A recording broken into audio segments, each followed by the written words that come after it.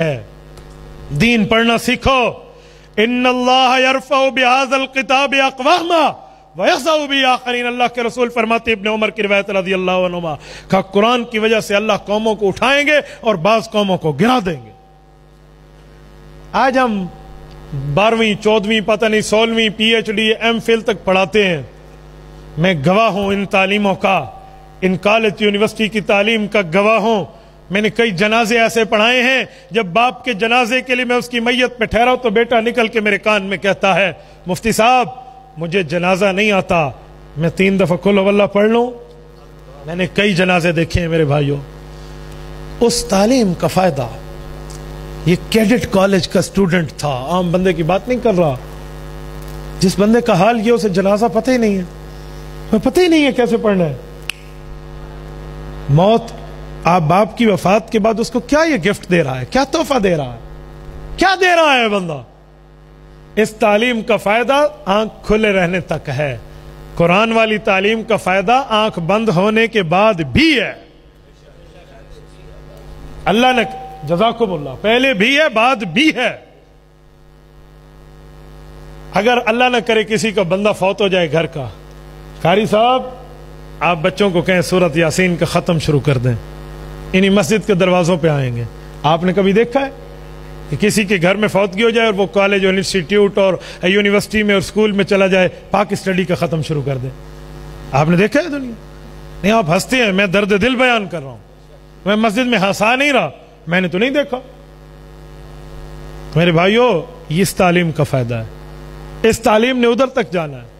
ہمارے حضرت استاد جی فرماتے ہیں کالج والی تعلیم میں ڈاکٹر بنائے جاتے ہیں, انجینئر بنائے جاتے ہیں. ٹھیک ہے, انجینئر کا کام سڑکیں بنانا ہے, ڈاکٹر کا کام میڈیکل کا معاملہ ہے. ہر بندے نے بیمار بھی نہیں ہونا. کچھ بندے ہیں جو بالکل بغیر بیماری کے دنیا میں رہتے ہیں, قلت کلام قلت نیام قلت طعام کر لیں, حدیث کے مطابق بندہ بیمار بھی نہیں ہوگا. تو نسخے موجود ہیں. ہر بندے نے بیمار نہیں ہونا, تو اسے ڈاکٹر چاہیے, یوں نہیں ہو سکتا. کسی کسی کو چاہیے. اور ہر بندے کو انجینئر بھی نہیں چاہیے, کسی کسی کو چاہیے. لیکن حافظ قرآن جو ہے وہ 10 بندوں کی قیامت میں سفارش کرائے گا. میدان محشر میں ہر کسی نے جانا ہے, اسے حافظ چاہیے. نہیں سمجھے؟ میدان محشر میں ہر کسی نے جانا ہے. دنیا میں بیمار کسی نے ہونا ہے, کسی اور ہر کسی میں جتنا فرق ہے نا وہ اسی پہ ہی دیکھ لیں کیسے قرآن کی تعلیم اور کیسے باقی تعلیموں میں فرق ہے. تو اس لیے اپنے بچوں کو قرآن پڑھائیں. اور بعض معاملات کچھ اور ہیں. قرآن تو پڑھا دیتے ہیں, جب بچہ حافظ بن گیا پھر اسے اٹھا کے آپ نے کالج میں ڈال دیا. ٹھیک ہے ڈال دیں, لیکن حافظ سے تعلق رکھیں, قاری صاحب سے تعلق ہو تاکہ قرآن اس کو یاد رہے.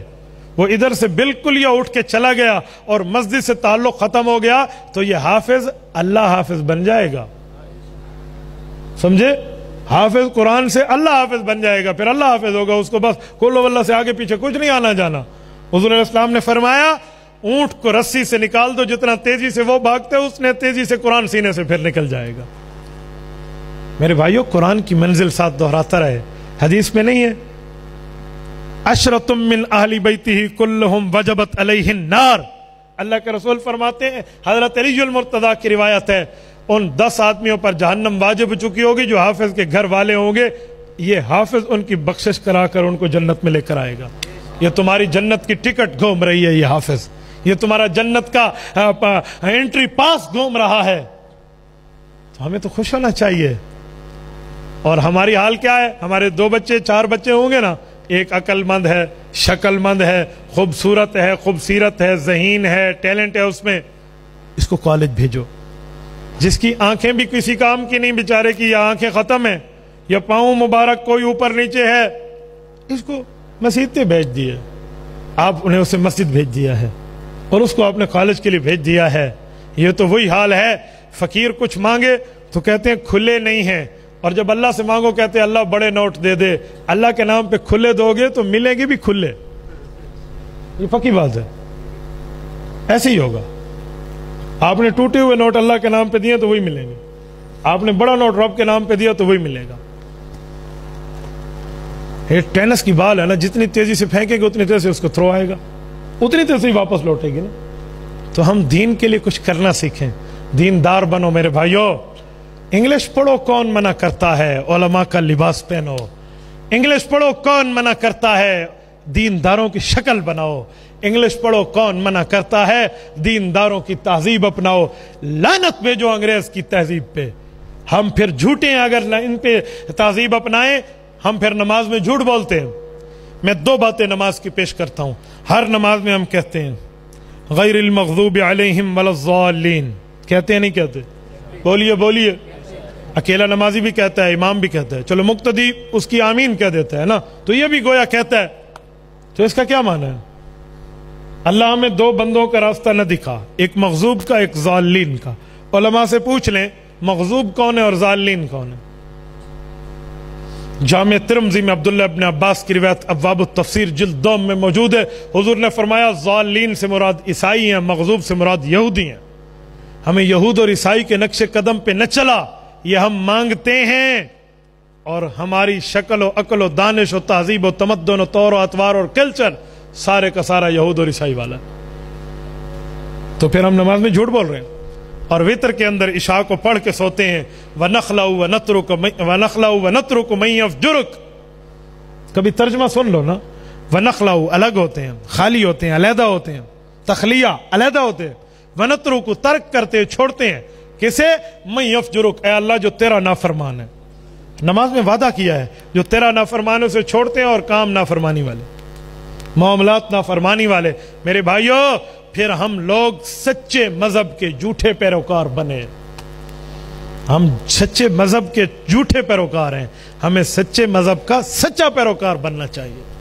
न हमें दीन के दलाइल याद होंगे, न दीन के मसाइल याद होंगे, न दीन के फजाइल याद होंगे, और बंदा बैठा होगा। आप स्कूल कॉलेज की मैं मुखालफत, कहीं ये ना कहना स्कूल कॉलेज की मुखालफत करते। मैं पढ़ा हूं, पढ़ाना चाहता हूं, लेकिन याद रखें तहजीब तो अपनी अपना हो ना। चाइना के एक सदर हैं, पूरी दुनिया में आए थे, अब से पहले वाले हैं, पूरी दुनिया घूमते थे, चाइनीज जुबान में गुफ्तगू करते थे, बेहतर इंग्लिश जानते थे, चाइनीज जुबान में गुफ्तगू करते। किसी ने कहा आप अच्छी इंग्लिश जानते हैं, सवाल आपसे इंग्लिश में होते हैं, आप जवाब चाइनीज जुबान में देते हैं, इसका माने आप समझते हैं, तो फिर आप इंग्लिश बोलते क्यों नहीं हैं? उन्होंने कहा मैं बताना चाहता हूं कि चीन गूंगा नहीं है, गूंगा नहीं है, वो अपनी सकाफत को आम कर रहा है, अपनी सकाफत पर फख्र कर रहा है। उसके लिए तर्जुमान ढूंढने पड़ते थे। उस बंदे को अगर इंग्लिश में लतीफ़ा सुनाया जाता तो बिल्कुल खामोश बैठा होता, वही लतीफ़ा चाइनीज में ट्रांसलेट किया जाता तो उसके कह के फूट पड़ते थे, सिर्फ बताने के लिए कि मुझे अपनी वतन की मिट्टी से कितना प्यार है। और आज हम दूसरे की जुबान बोलना बहुत अच्छा समझते हैं, बहुत अच्छा अपने लिए समझते हैं।